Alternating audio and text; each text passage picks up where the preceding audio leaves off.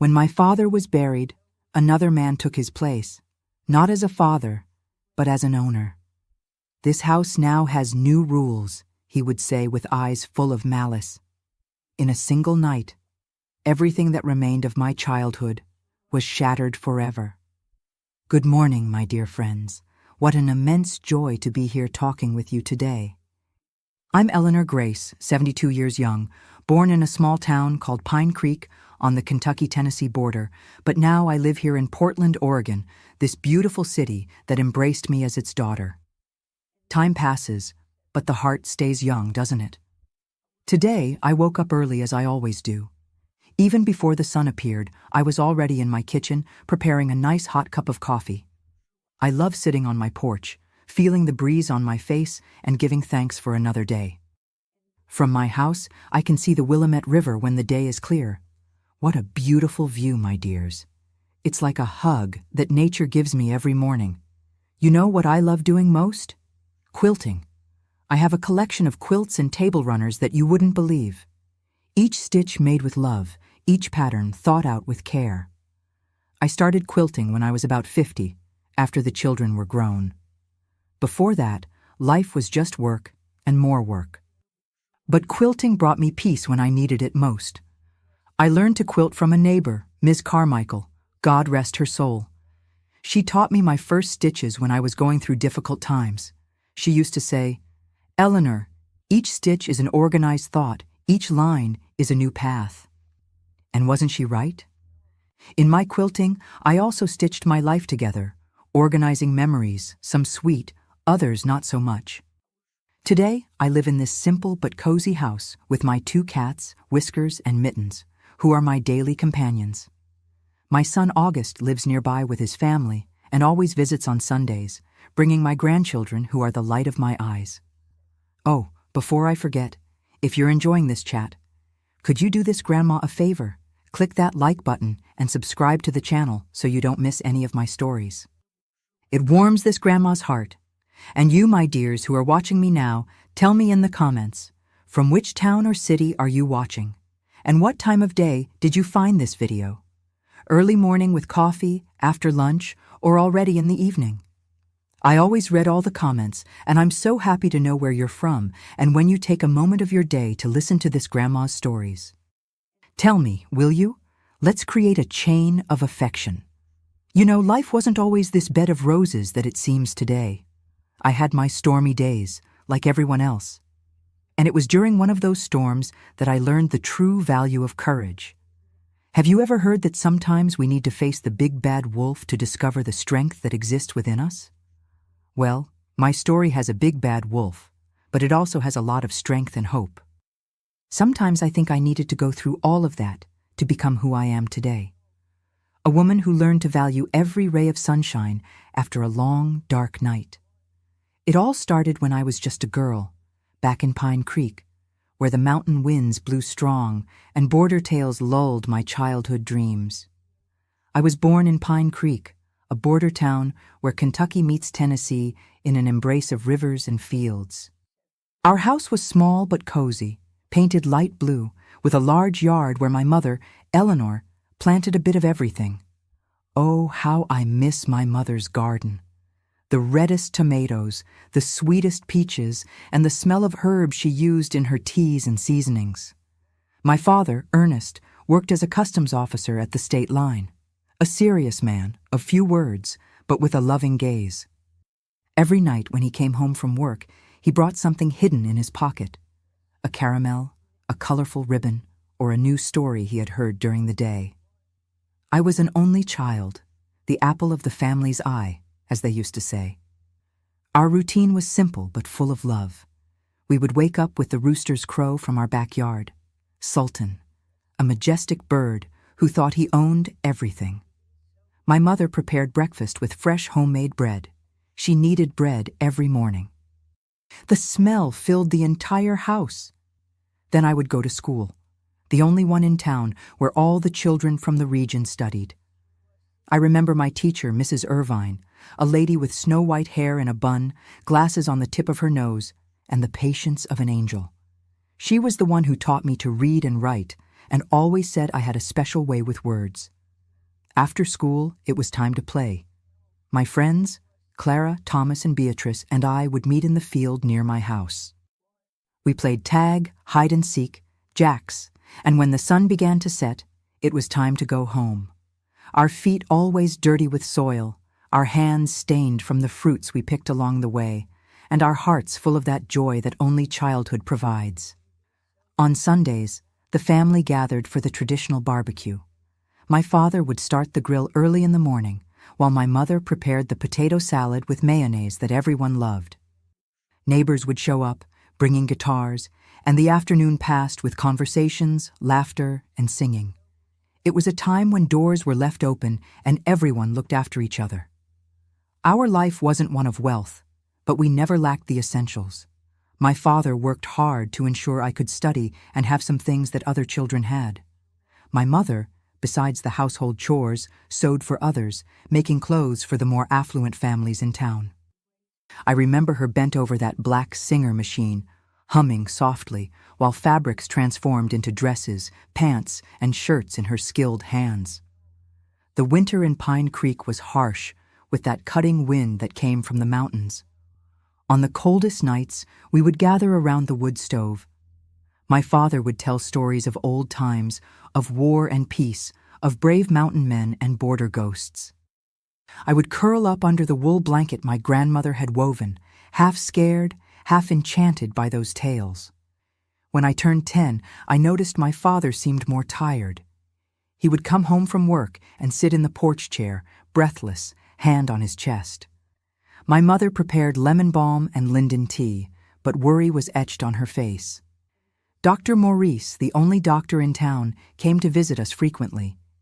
He used words I didn't understand, like hypertension and heart problems.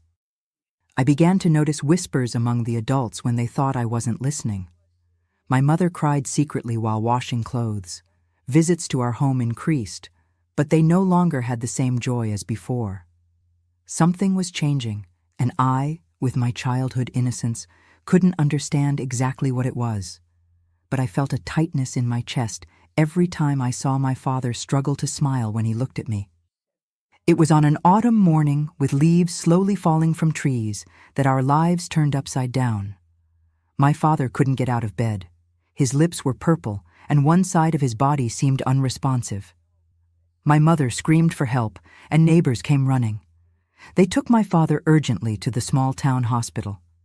I stayed with Mrs. Zelda, our neighbor, who tried to distract me with cookies and stories, but I knew something terrible was happening. 3 days later, my father left this world. The doctor explained it was a stroke, a consequence of the high blood pressure he had been fighting to control. I remember the coffin in our living room, flowers everywhere, the pitying looks cast my way.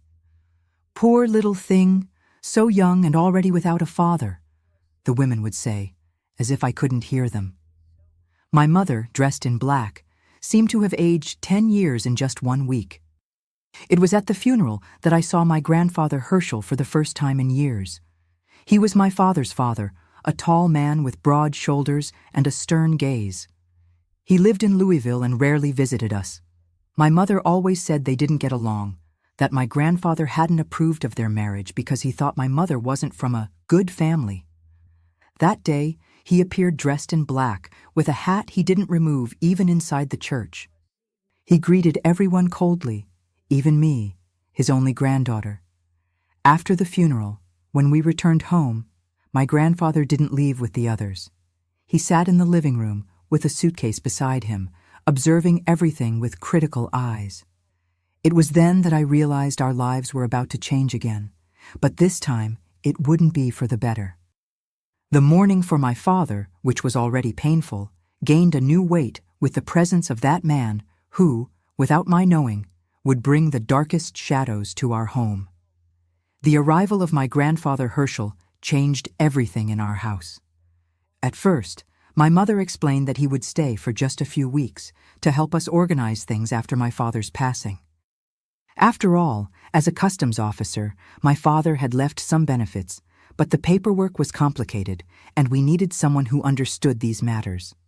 It soon became clear that my grandfather had no intention of leaving. "A woman and a girl alone have no way of managing," he said one night as we dined in silence. "Ernest wouldn't have approved of this. As his father, it's my responsibility to take care of you now." My mother, still immersed in grief, just nodded. In those days, a widow with a young daughter faced many difficulties. Bills began to pile up, and the money my father had left wouldn't last forever. My grandfather's presence, who received a decent pension, seemed like a solution, even if temporary. The first changes were subtle. My grandfather rearranged the living room furniture, saying, "This way is better." Then he began to decide meal times. "In my house, dinner was always at 6 sharp, he would say, though this wasn't his house. My mother's sewing machine, which used to be in the living room where she attended to clients, was moved to a dark corner of the bedroom. "A decent woman doesn't receive strangers in her home," he declared when my mother timidly protested. "If you want to sew, let it be for us, not for others." Gradually, visits from my mother's friends became rare. My grandfather didn't welcome them, hovering nearby during conversations with his disapproving gaze. He would invent urgent tasks for my mother, interrupting the brief moments of relaxation she had.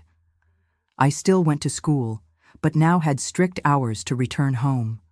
No playing with friends after school.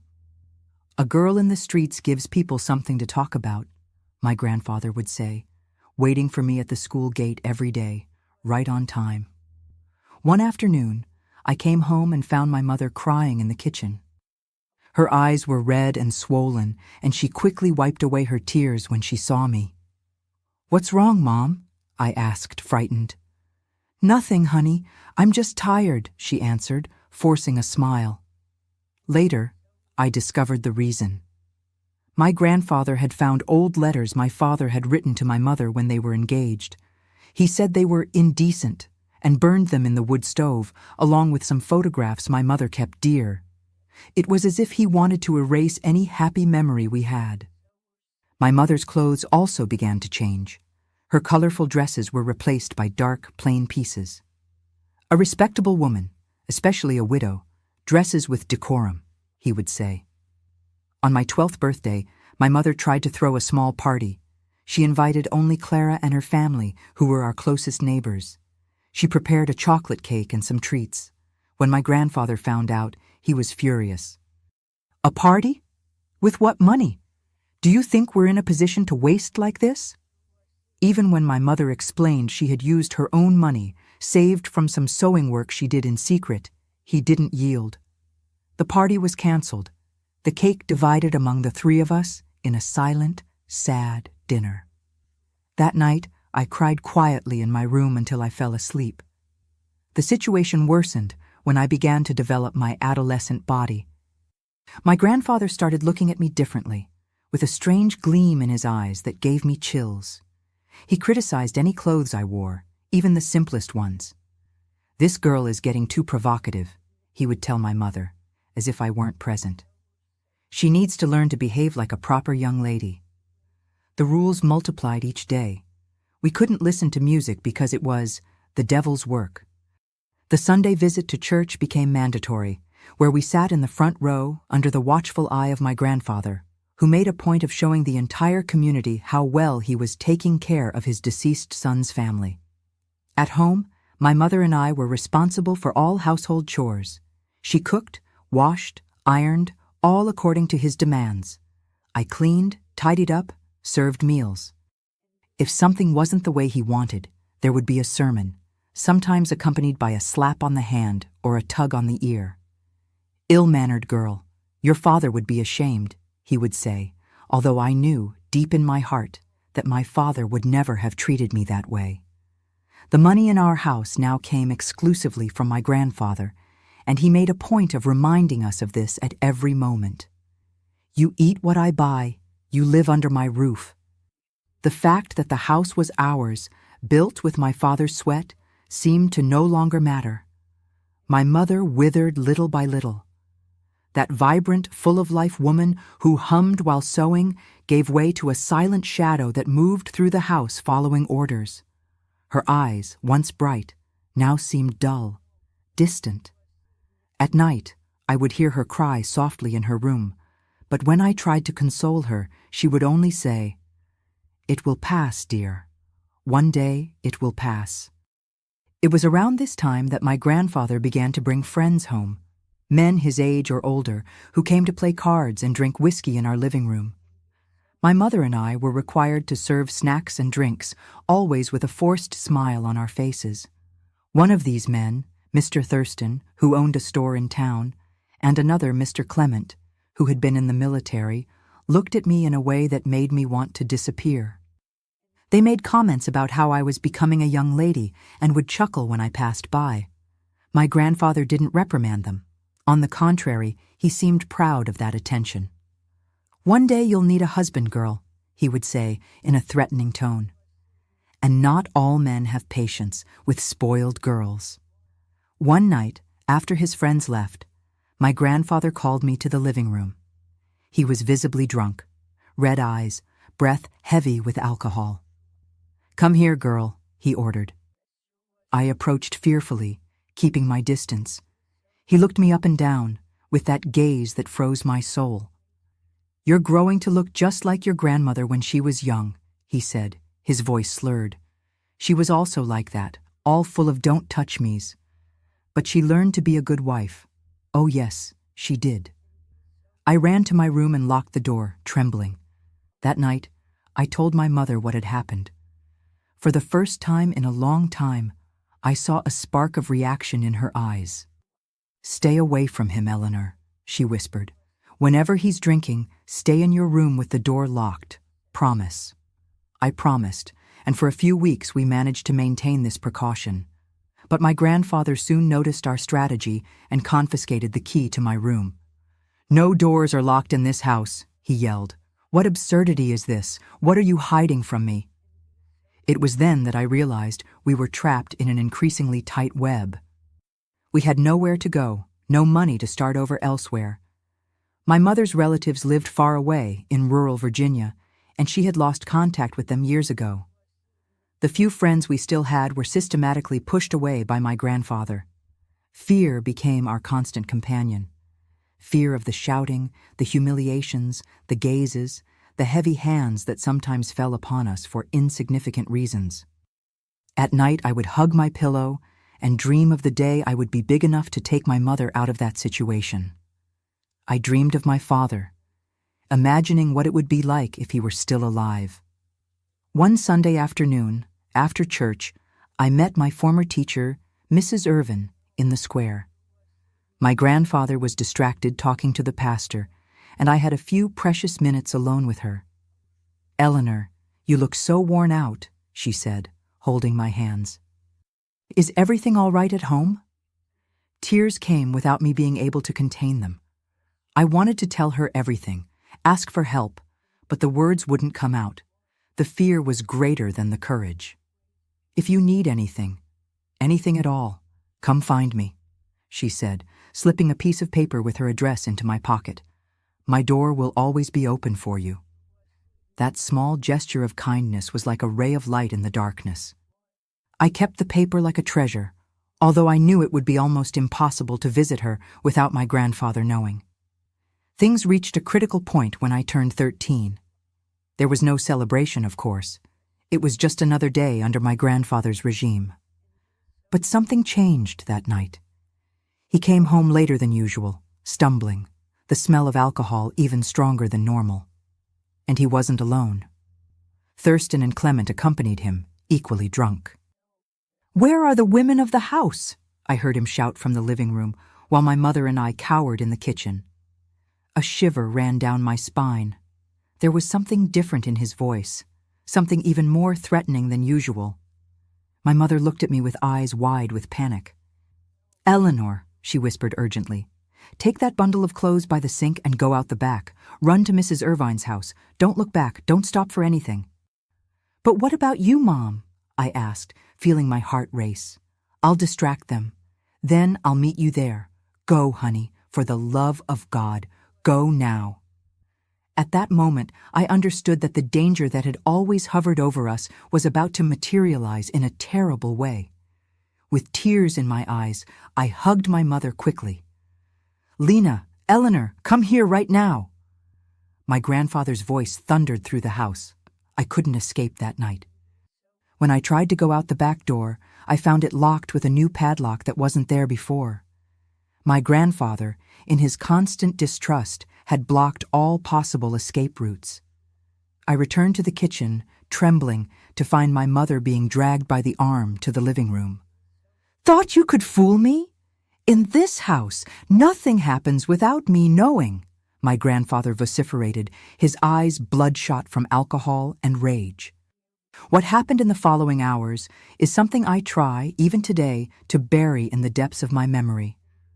The three men, drunk beyond reason, transformed our house into a nightmare scenario. The lights were turned off, leaving only the weak illumination of a lamp. Shadows danced on the walls while male voices laughed and shouted orders. My mother, in a last act of protection, tried to hide me in the kitchen cupboard, begging in whispers for me to make no noise, no matter what I heard. But they found me, and that night we lost much more than our dignity. The next morning, the house was in sepulchral silence. My grandfather and his friends had left at dawn, as if nothing had happened. I found my mother in the kitchen, mechanically preparing coffee, her face swollen from crying so much, purple marks on her arms. Our gazes met, full of a pain that words could never express. "Let's get out of here, Mom," I begged, holding her trembling hands. "To where, honey?" she replied, her voice broken. "Who would believe us against his word? He is respected in town, has influential friends. We are just us." The impotence was like a crushing weight on our shoulders. In the days that followed, we lived like ghosts in our own home. My grandfather returned to acting as if nothing had happened, perhaps even more kind than usual, bringing small gifts, allowing some previously forbidden liberties. It was his perverse way of maintaining control, of guaranteeing our silence. I stopped going to school. I couldn't face people, fearing that somehow they knew, that they could see the shame stamped on my face. My mother, always so strong despite everything, seemed to have broken inside. She moved through the house like an automaton, fulfilling her tasks, but her eyes were empty, like windows of an abandoned house. The visits from the friends became more frequent. We learned to disappear at these moments, to lock ourselves in the bathroom, the only room in the house that still had a key. Sometimes it worked, sometimes it didn't. We lived in a constant state of alert, sleeping with one eye open, startled by any noise. Weeks later, my mother began to feel sick in the morning. The nausea, the paleness, the dizziness, signs that I, in my innocence, didn't immediately recognize, but that she, with terror stamped in her eyes, understood perfectly. One morning, while my grandfather was at the store buying bread, she confessed her fear to me. "I think I'm expecting a baby, Eleanor," she said, her voice almost inaudible. The ground seemed to open beneath my feet. A baby? How could we bring a child into that environment of horror? "Who's—" I began to ask, but fell silent when I saw the devastated look of my mother. "I don't know," she answered, and those two words contained a universe of pain. It could be his or the others. There's no way to know. In the following days, I noticed changes in my own body too. Morning sickness, sensitivity, extreme fatigue. The same terror I saw in my mother's eyes was now reflected in mine. It was impossible, unthinkable, but reality faced us with its cruelty. Both of us carried in our wombs the fruit of that terrible night. "He will kill us if he finds out," I whispered to my mother one night, while we were alone in the kitchen. To my surprise, I saw something that I hadn't seen in a long time in her eyes. Determination. "No, honey. He won't have that chance," she said, with a firmness that scared me. "We've endured too much. It's time to end this." In the days that followed, my mother began to act differently, more submissive in my grandfather's presence, almost flattering. He seemed satisfied with the change, boasting about how he had tamed that stubborn woman. Little did he know that Behind that apparent submission, a plan born of desperation was brewing. My mother began to save small amounts of money, cents that were left over from shopping, some coins she found around the house. She hid them inside a hollow soap, a trick she learned from her grandmother during the war. At the same time, she made notes in a small notebook that she kept hidden under the mattress lining. "What are you writing, Mom?" I asked one night, curious. "Our future, honey," she replied, with a strange gleam in her eyes. "Our future." She explained to me that she had a brother, Julian, who served in the army in Fort Campbell. They hadn't spoken in years due to an old disagreement, but he was our only hope. If we could reach him, perhaps we would have a chance to start over far from there. But how will we get out of here? He controls every step we take, I questioned, trying not to let myself be carried away by false hopes. We have to be smarter than him, Eleanor. Observe, learn, wait for the right moment. And so we did. We began to carefully study my grandfather's habits. When he drank more, when he went out, who visited, where he kept the keys. Every detail was important for our escape plan. We discovered that he kept a small fortune inside a fake book on the living room shelf. Money that by right was partially ours, fruit of the pension that my father had left and that my grandfather intercepted. My mother decided that when we fled, we would take only enough for the trip to Fort Campbell, not out of greed, but out of desperate need. Time, however, was against us. Our bodies changed each day, and soon it would be impossible to hide our condition. My grandfather's behavior also became increasingly erratic. He alternated moments of apparent kindness with explosions of fury without apparent reason. On one of those nights of fury, after discovering that some change was missing from the jar where he kept coins, he turned the entire house upside down, looking for the thief. By miracle, he didn't find our hiding place in the soap, but the climate became even tenser. "If I discover that you are stealing from me, you'll regret being born," he threatened, pointing his trembling finger at both of us. It was on that night that my mother had a different idea. Her gaze changed, and I realized that the plan had transformed into something more definitive, more risky. "We can't wait any longer, Eleanor," she said when we were alone. "We can't simply run away. He would find us, and then—" She didn't need to complete the sentence. We both knew that he would be relentless. "What are we going to do then?" I asked, feeling a chill run down my spine. My mother breathed deeply before answering. "We're going to make sure he never hurts anyone again." The determination in her voice scared me.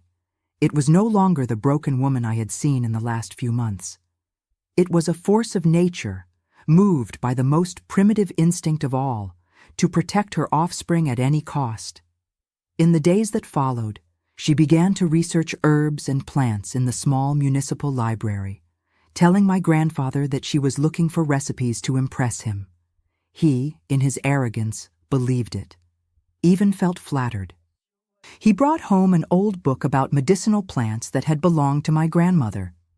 "She knew everything about herbs, your grandmother," he commented in a rare moment of nostalgia. "She made teas that cured any ill." Ironic how that comment would become a fundamental part of our plan. My mother found in the yard a plant she was looking for. She discreetly picked some leaves, dried them in hiding, and kept the resulting powder in a small cloth bag. "What is that?" I asked, concerned about the direction things were taking.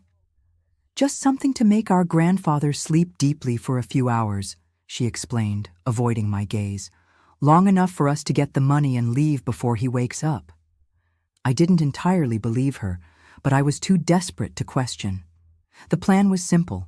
The next time he brought his friends to drink, we would put the powder in the whiskey bottle. When they were all unconscious, we would take the money and flee on the night train to Fort Campbell.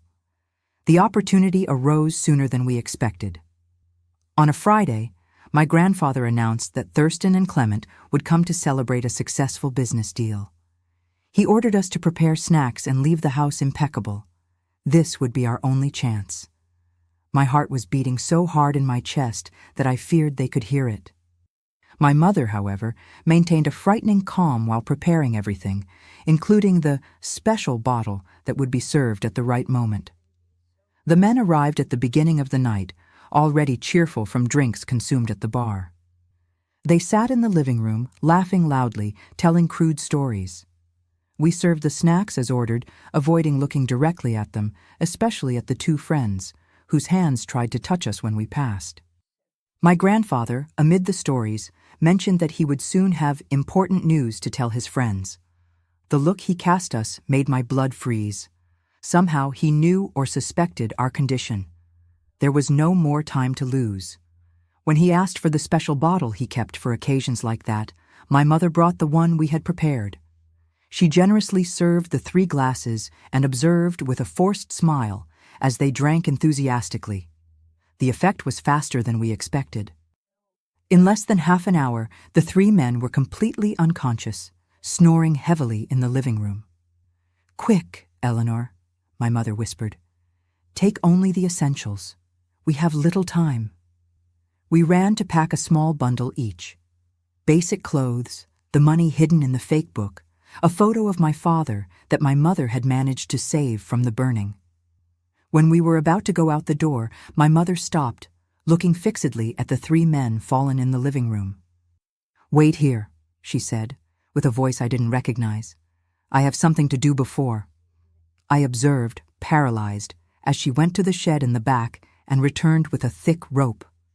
For a terrible moment, I thought she intended to do something irreparable. "Mom," I began, terrified. "Don't worry," she reassured me, noticing my panic. "I'm not going to do what you're thinking, but we need to ensure they don't immediately follow us." With a skill that surprised me, she tied the 3 men together using complex knots that she learned from my father, who was an aficionado of navigation. Then she tore strips of sheets and gagged each of them. "This won't hurt them, but will give us enough time to be far away when they wake up," she explained. "Now let's go. The train leaves in an hour." We were about to leave when she stopped again, as if she had had a revelation. "No, Eleanor." "It's still not enough," she murmured, more to herself than to me. "They will come after us. They know people everywhere. We need something more. Definitive." It was then that she had the idea that would change everything. An idea born of desperation, fear, and a fierce instinct for protection. They need to understand that they should never look for us again. They need a lesson they will never forget. And so began the darkest chapter of our escape, one that neither of us imagined when it all started. "We're going to take them to the cemetery," my mother said with a voice so calm that it scared me even more than her suggestion. "To the cemetery? Why?" I asked, confused and terrified.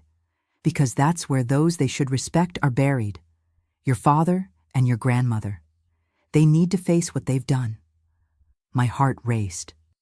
The cemetery was in the most remote part of town, a somber place even during the day, surrounded by a high wall of ancient stones. At night, no one dared to pass near there. "How are we going to take 3 men there?" I questioned, thinking of the practical impossibility of the idea. My mother already had everything planned. At the back of the house there was a wheelbarrow that my father used to transport materials. It was old but sturdy. "We'll take one at a time, starting with your grandfather." The plan was audacious, dangerous, and apparently impossible. But desperation gave us strength we didn't know we possessed. With superhuman effort, we managed to drag my grandfather, still unconscious, to the wheelbarrow. We covered his body with burlap sacks and, in the darkness of night, followed the dirt road that led to the cemetery. The path seemed endless. Each noise startled us. Each shadow seemed an imminent danger. But we continued, moved by a determination born of the deepest fear and the purest need for survival. When we finally reached the rusty gates of the cemetery, my mother took an old key from her pocket. "The gravedigger owes a debt of gratitude to your father," she explained. "He gave me this key a long time ago in case we needed to visit the grave outside normal hours. I never thought we would use it for this." The cemetery was immersed in shadows, only partially illuminated by the crescent moon. Tombstones rose like silent sentinels as we advanced among the gravestones.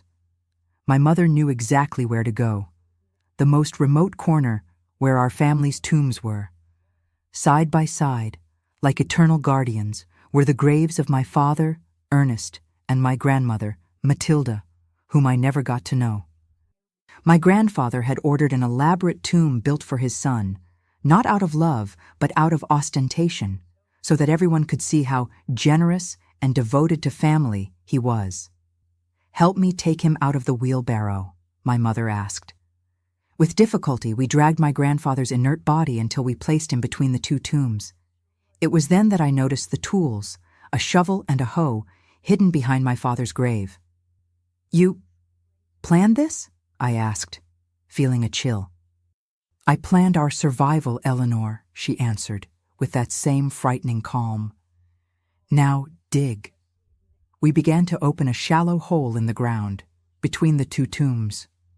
The work was arduous, and my delicate hands were soon full of blisters. But I didn't stop. Each time I thought of giving up, I remembered the terror of the last few weeks, what I carried in my womb, and found strength to continue. When the hole was about a meter deep, my mother said it was enough. With joint effort, we put my grandfather in the grave, positioning him so that he was sitting, with his head out. "We don't want to kill him," she explained, as we threw earth around his body, securing it in that grotesque position. "We want him to face his sins." When we finished, only my grandfather's head was visible, as if emerging from the earth itself. He was still breathing, the effect of the herbs keeping him in deep sleep for a few more hours. "And what about the other two?" I asked, exhausted by the physical effort and emotional tension. "We don't have time," my mother answered, looking at the sky that was beginning to lighten slightly on the horizon. "They will remain tied up in the house. When they wake up and free themselves, they will probably come looking for their friend here. By then, we'll be far away." There was one more thing to do. My mother took a piece of paper and a pencil from her pocket. She wrote something with a trembling hand and fixed it in the earth, in front of my grandfather's face, supported on a small cross, improvised with twigs. "What did you write?" I asked.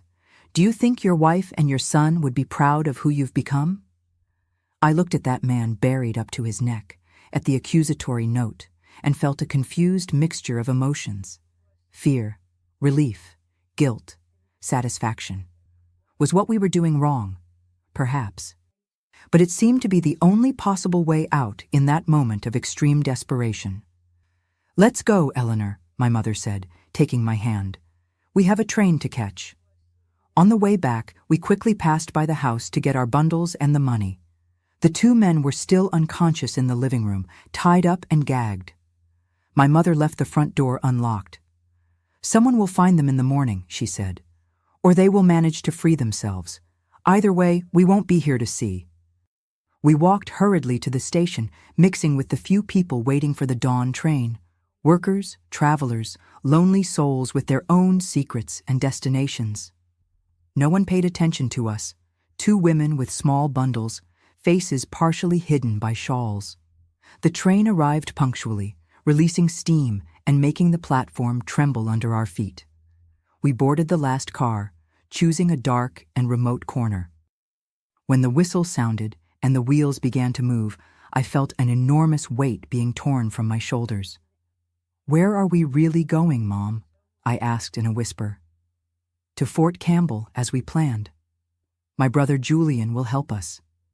"Are you sure he'll receive us? You haven't spoken in years." My mother squeezed my hand tightly. "Julian has his faults, but he's an honorable man. When he knows what happened, well, he has a very strong code of honor. And besides," she hesitated, resting her free hand on her belly, "we're carrying his blood. Family is sacred to military men like him." The train gained speed, moving away from Pine Creek, from the house that was our home and our prison, from the cemetery where we left my grandfather buried up to his neck, facing his sins under the silent gaze of the dead. I looked out the window, seeing the lights of the town disappear in the distance. Would it be the last time I would see that place? What awaited us at Fort Campbell? How would I be received by the uncle I didn't even know? And most importantly, what would we do with the children growing in our wombs?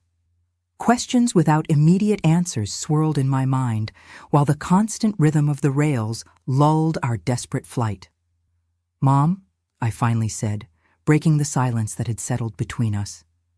"What if he comes after us? What if—" "He won't come," she interrupted me, with an unshakable certainty in her voice. "Men like your grandfather live on appearances. When he's found in that humiliating situation, his reputation will be destroyed. All the respect he earned in town will transform into laughter and scorn. He will never admit what really happened, and much less come after us, exposing himself even more." She paused before continuing, her gaze lost in the darkness beyond the window. "And even if he wanted to find us, Julian wouldn't allow it. My brother may have his faults, but no one messes with his family. No one." I wanted to believe her. I needed to believe. I rested my head on her shoulder, physically and emotionally exhausted, and closed my eyes. The rhythmic swaying of the train lulled me until finally I fell into a deep sleep. The first peaceful sleep in a very, very long time. I dreamed of my father that night. He was standing by a river, smiling at me like in the old days. "Move forward, Eleanor," he said in the dream. "The past stays behind, like the waters that have already flowed. Always look ahead." I woke up with the first rays of sun coming through the train window. My mother was also sleeping, her face finally relaxed, free from the constant tensions of the last few months. I observed her for a moment, noting how, even amid so much suffering, she had found strength to protect us, to take us out of that hell. The train was beginning to slow down. We were arriving at an intermediate station. Through the window, I saw the name of the town, Oak Ridge. We still had a few hours to Fort Campbell. A newspaper vendor passed through the corridor, announcing the headlines of the day. Nothing about a man found buried up to his neck in the Pine Creek Cemetery. It was too early for the news to have reached the newspapers, or perhaps the incident was considered too small for the major outlets. But in a small town like Pine Creek, I knew rumors would run faster than any newspaper. I imagined the scene. Someone, perhaps the gravedigger on his morning rounds, finding my grandfather in that humiliating situation. The buzz that would spread, the laughter hidden behind hands, the sideways glances. For a man like him, who lived on his image of respectability, it would be a punishment worse than any other. "Good morning," my mother murmured, waking up slowly. "Where are we?" "We just passed Oak Ridge," I answered. "We'll soon reach Fort Campbell." She nodded, adjusting herself in the seat. Her gaze was different. There was a determination, a renewed strength that I hadn't seen since before my father's death. "When we arrive," she said in a low voice, "we'll go directly to the base. That's where Julian works. It will be easier to find him there." "And if he doesn't want to help us?" I asked, expressing the fear that still persisted. "Then we'll move forward," she replied simply. "There's always a way, Eleanor. Always." At that moment, looking at my mother, I understood that we had crossed a point of no return. What we did the night before, out of desperation for survival, had transformed us. We were no longer passive victims, but women who took destiny into their own hands, no matter how dark the chosen road. The following hours on the train were spent in contemplative silence. Each mile the train advanced took us away from the nightmare and brought us closer to an uncertain future, but ours. A future that, for the first time in a long time, contained a small seed of hope. The train arrived at Fort Campbell in the early afternoon. The city was very different from Pine Creek, larger, busier, with airs of progress. Taller buildings, wider streets, people walking hurriedly in all directions. We got off at the station, our small bundles in hand, trying not to draw attention. "How will we find the base?" I asked, intimidated by the size of the city. "We'll ask," my mother answered with a serenity that surprised me. An old man selling pastries at a small stand indicated the way. "The 101st Airborne Division Base? It's far from here, ladies. Better take the bus that passes there by the square." We followed his advice and boarded the rickety bus, observing the city pass by the window. Fort Campbell was known as a military town, an important city in the region. The people seemed different too. There were military personnel everywhere, elegant families strolling in the squares, a rhythm of life that contrasted with sleepy Pine Creek. The base was an imposing complex of white buildings surrounded by high walls. At the main entrance, 2 soldiers stood guard. My mother breathed deeply, adjusted her shawl, and walked decidedly toward them. I followed her, trying to hide my nervousness. "Good afternoon, gentlemen," she greeted. "I need to speak with Lieutenant Julian Stanley. It's urgent." The soldiers exchanged suspicious looks. "Do you have any document or authorization?" one of them asked. "I'm Lena Stanley, his sister." "This is my daughter, Eleanor. We came from Pine Creek and need to see him urgently. It's a family matter." Something in the firmness of her voice must have convinced the soldiers. One of them entered the base, while the other asked us to wait. Minutes that seemed like hours passed until the soldier returned, accompanied by a tall man with broad shoulders, wearing an impeccable uniform with insignias that I didn't understand. I recognized my uncle immediately. He had the same eyes as my mother, dark and deep, although harder. His face showed first surprise, then suspicion, and finally genuine concern upon seeing the state we were in. "Lena," he said, incredulous, "what happened? Why are you here?" My mother, who had remained strong during our entire escape, collapsed in tears. Perhaps it was the relief of finally being before someone she could trust, or perhaps the weight of everything we had lived through had finally become unbearable. "Julian," she whispered, "we need your help." My uncle didn't ask any more questions there. He ordered a jeep to be prepared and took us to his house, a simple but organized construction on the outskirts of the base, where we met my Aunt Gertrude, a woman of severe appearance who, despite the surprise at our unexpected arrival, received us with the characteristic hospitality of the Southerners. It was only after we had eaten and settled in a guest room that my mother, behind closed doors, told the story to my uncle. Not the most intimate details, those remained between us two, but enough for him to understand the gravity of the situation. I will never forget the transformation on my uncle's face as he listened. The disciplined military man gave way to the enraged man, the protective brother who had failed in his mission. His fists closed and opened, the veins in his neck bulged, and for a moment I feared he would take the first train to Pine Creek to settle accounts with my grandfather. "Why didn't you seek me out before, Lena?" he asked, his voice choked with contained emotion. "You know why," my mother responded simply, "since I married Ernest against your wishes." "That doesn't matter anymore," he interrupted her. "None of that matters now. You are safe here, I promise." It was then that my mother revealed what both of us carried, the most painful consequence of the abuses suffered. My uncle paled, but didn't show repulsion or judgment, only an even greater determination to protect us. "No one will know about this," he guaranteed. "We'll invent a story. We'll say that Lena is a recent widow and came to live with her military brother. Eleanor is too young to be in this situation, but we'll find a way. I know people, discreet doctors who can help." In the days that followed, I realized that my uncle had considerable influence in the city. Thanks to his position in the army and the respect he had earned, doors opened for us. In less than a week, my mother got a job as a seamstress in the home of an important colonel, whose wife was enchanted with her skill. As for me, after a few weeks of recovery, I was enrolled in a school maintained by nuns. The official story was that I had been very sick in Pine Creek and needed new heirs to recover. No one questioned. The most important, however, was the medical help we received. Dr. Fellman, an elderly and respected doctor, a personal friend of my uncle, took care of us with discretion and compassion. Due to my age and the circumstances, the decision was made. I could not carry that pregnancy forward. The procedure was performed in secret, in the doctor's own house, with all the care possible at that time. My mother, being an adult, had a choice.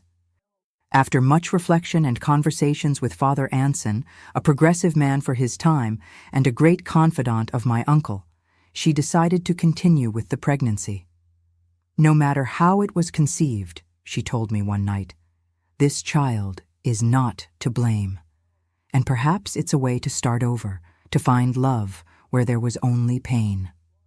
Months later, my sister Cecilia was born, a healthy and beautiful girl who brought light back to my mother's eyes. My uncle registered her as the daughter of my mother with my deceased father, manipulating dates and documents thanks to his influence. For all intents and purposes, Cecilia was just the youngest daughter of the widow Lena, born a few months after the father's death. Meanwhile, in Pine Creek, things followed a course that we only knew long after. My grandfather was found the morning after our escape, still buried up to his neck in the cemetery. It was the friends themselves, Thurston and Clement, who found him, after managing to free themselves from the ropes. The scandal was immense, but the official version that circulated was that unknown bandits had attacked the three men during a drinking spree.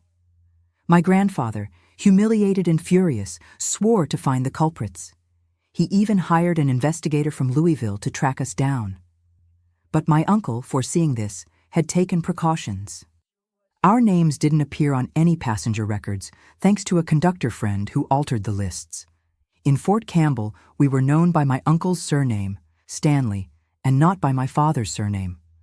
The investigation eventually cooled. Without concrete clues and with his reputation in tatters, my grandfather ended up leaving Pine Creek a few months later. We learned that he moved to rural Virginia, where he had some distant relatives. We never heard directly from him again, and that was a relief. Our adaptation in Fort Campbell wasn't easy, but each day it became clearer that we had made the right choice. My mother flourished again, away from the shadows of the past. Her talent with sewing soon made her sought after among the important families of the city. With time, she managed to open her own atelier, a dream that my grandfather had destroyed in Pine Creek. As for me, life followed an unexpected course. The nuns discovered that I had a facility with studies and encouraged me to continue. My uncle, despite his rough appearance, enormously valued education and agreed to invest in my formation. At 17, I was accepted at the Fort Campbell Teachers College, where I would graduate as a teacher a few years later. It was at the Teachers College that I met Philip, a young mathematics professor newly arrived from Portland. Tall, with round glasses and a gentle smile, he was different from any man I had known. Patient, respectful, a lover of books and music, Philip courted me with poems and long conversations about literature and philosophy. At first, I was afraid of any male approach. The wounds of the past were still open, and the idea of intimacy terrified me. Philip, however, never pressured me. "We have all the time in the world," he would say, holding my hand with affection. "True love knows how to wait." My mother and my uncle approved of the relationship, especially after my uncle investigated Philip's family background and discovered he came from a respectable family from Portland. When he asked for my hand in marriage, 2 years after we met, I accepted with a heart full of hope and also fear. On the night before the wedding, my mother came to my room for a conversation I will never forget. "Eleanor," she said, sitting on the edge of my bed, "tomorrow you'll begin a new life. A life that you chose, with a man that you love. That's more than many women achieve in this world." She paused, carefully choosing her next words. "The past will always be with us, like a scar that never completely disappears. But scars are marks of survival, not defeat. You survived, daughter. We survived. And now you have the chance to build something beautiful from the ashes." We married in a simple ceremony in the school chapel. Cecilia, then 8 years old, was the flower girl, spreading rose petals down the aisle. My Uncle Julian, proud in his dress uniform, conducted me to the altar. My mother cried throughout the entire ceremony, Tears of joy, she assured afterward. After the wedding, we moved to Portland, where Philip had secured a position as a professor at the prestigious Lewis and Clark College. My mother and Cecilia remained in Fort Campbell, where the atelier prospered, and my sister had her friends and her school. The separation was painful, but necessary. It was time to build my own path, my own family. And that's exactly what we did. In Portland, a large and cosmopolitan city, no one knew our past. We were just a young couple of teachers starting life. A year later, our first son, August, was born, the same one who visits me every Sunday with his children. When I held him in my arms for the first time, I silently promised that he would never know the kind of pain that marked my childhood. He would be raised with love, respect, and freedom to be whoever he wanted. And so it was. Our family grew with the arrival of Helen 3 years later. We built a simple but dignified life based on love and mutual respect. Philip was always the man he promised to be during our courtship: gentle, understanding, a present father, and a loving husband. My mother and Cecilia visited us frequently. With time, my sister also moved to Portland to study medicine, a choice that filled us with pride. She had inherited the determination of our mother and the intelligence of my uncle. The past was never forgotten, but it lost its power over us. We learned to look forward, to value each moment of peace and joy. And so, day after day, year after year, we built a life that previously seemed impossible. When I look back to that desperate night in the Pine Creek Cemetery, I still feel a shiver. It was an act born of the purest instinct for survival, the only way out we saw in that moment of darkness.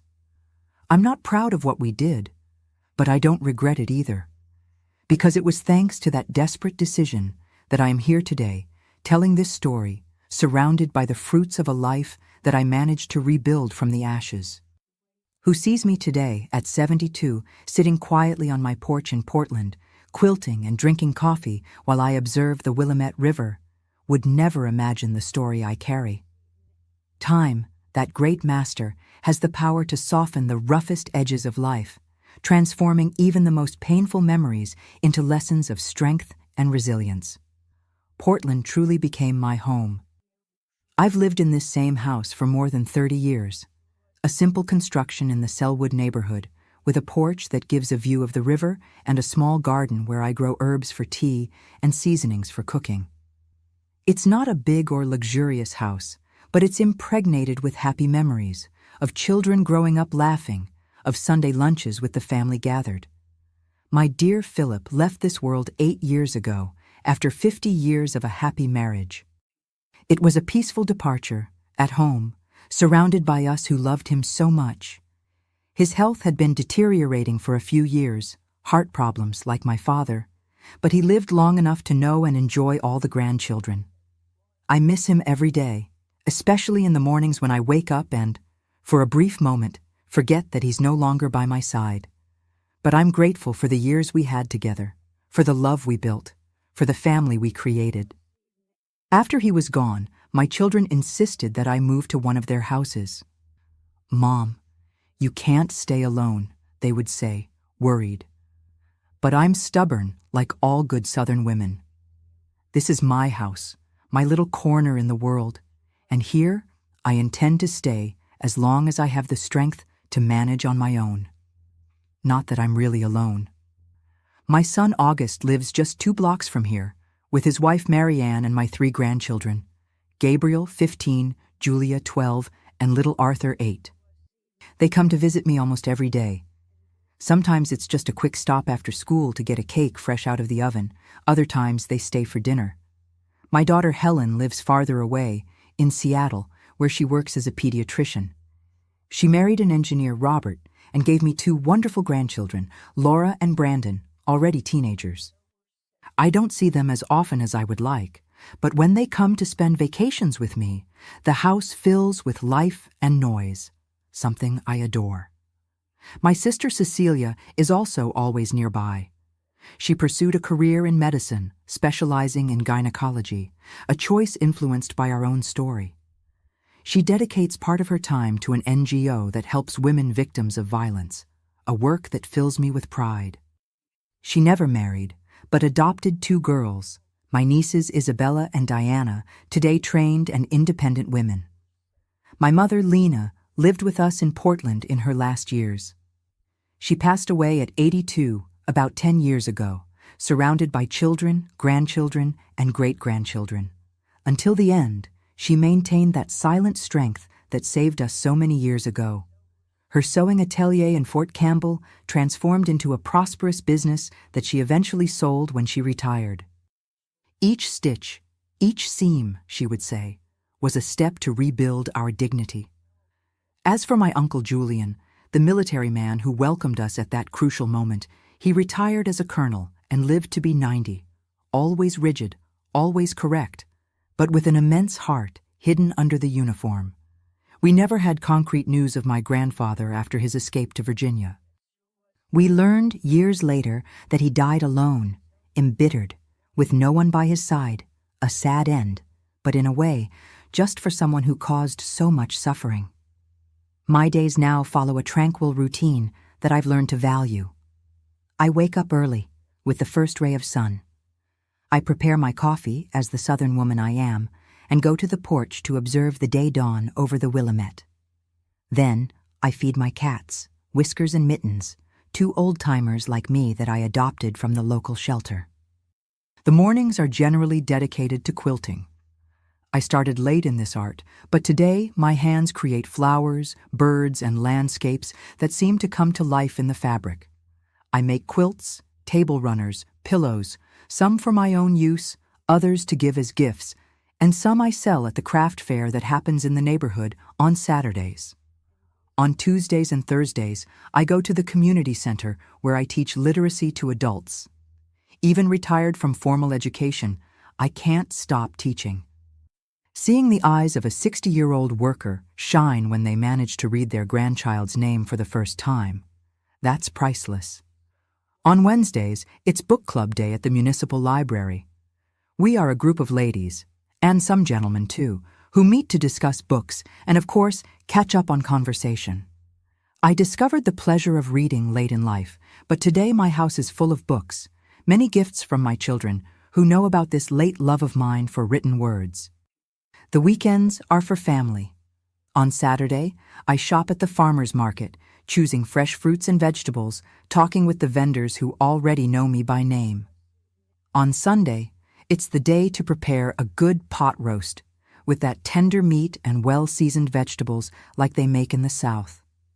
The table fills with children, grandchildren, nieces and nephews, a large and noisy family that makes me feel rich, not in material goods, but in affection.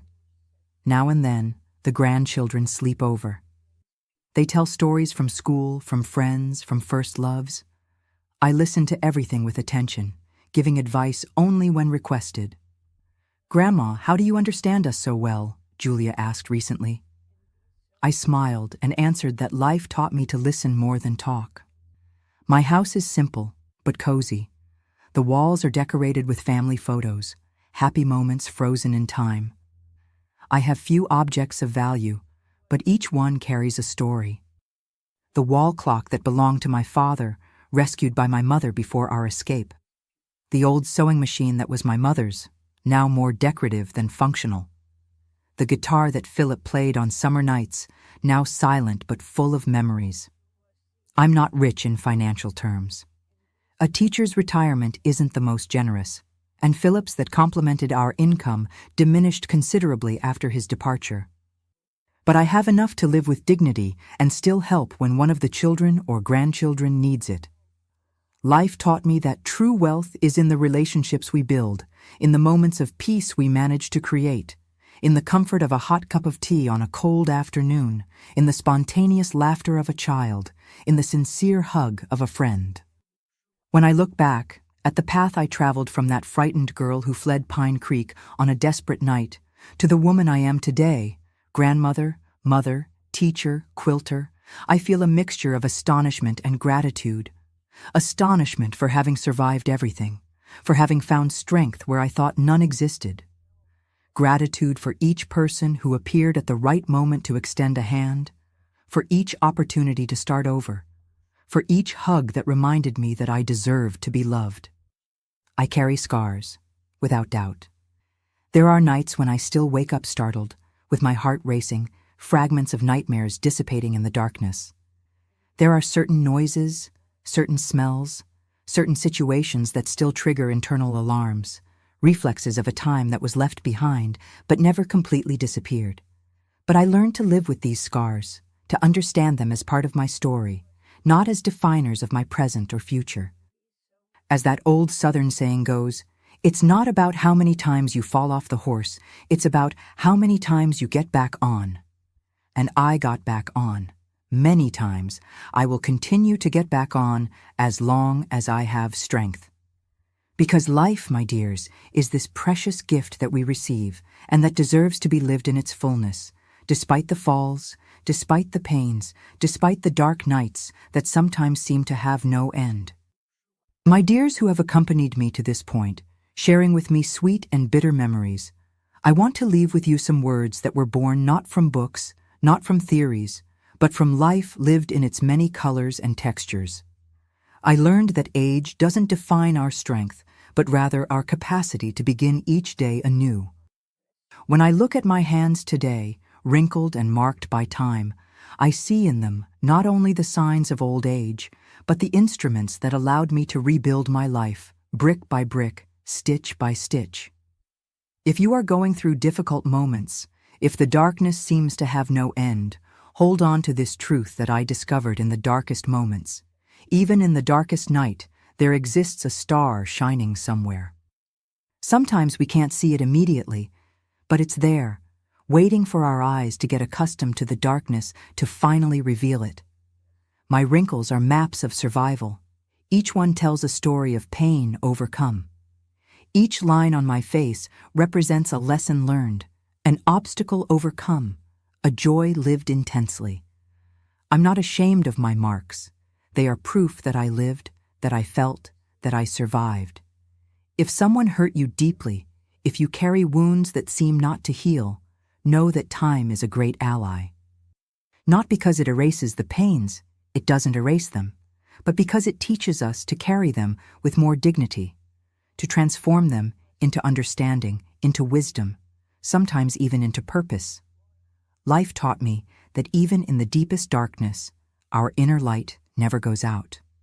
We may feel that it has weakened, that it is just a small, trembling spark, but as long as there is life, there will be that light, and from it, we can rekindle the flame of hope, of self-love, of dignity. For those who are living in a situation of abuse or violence, I want to say with all the strength of my heart, you deserve more. You deserve respect, dignity, true love. It's not your fault. It was never your fault. And there is, yes, a way to get out of that situation, even when all doors seem closed. I discovered that we are stronger than we imagine, especially when we think we can't take it anymore. The human being has an incredible capacity for resistance, for adaptation, for overcoming. When we think we've reached our limit, we're usually just beginning to discover our true strength. Time doesn't heal all wounds, but it teaches us to live with them and still smile. The scars remain, yes, but they can transform from symbols of pain into marks of resistance, into testimonies of overcoming. Today, when I remember that night in the Pine Creek Cemetery, I no longer feel the paralyzing terror of before, but a strange peace from knowing that we did what was necessary to survive. My story is not about what they did to me, but about how I chose to respond. We could have surrendered to hatred, to bitterness, to the desire for revenge. And for a time, yes, we felt all that. But we chose, day after day, to build something different, something better. We chose love, family, new beginnings. I learned that true strength is not in never falling, but in getting up every time. I fell many times along the way. There were days when the weight of memories was so great that I could barely get out of bed. Nights when the fear returned, visceral and suffocating. Moments when I doubted if I would ever be normal again. But each time, I found strength to get up once more, to take one more step, no matter how small. Abuse leaves invisible scars, but recovery shows that we can flourish even after the storm. Like those stubborn flowers that grow in the cracks of asphalt, proving that life finds ways even in the most unlikely places. I discovered that my voice, even trembling, has power when I decide to use it. For a long time I kept quiet, believing that my story was too shameful to be told.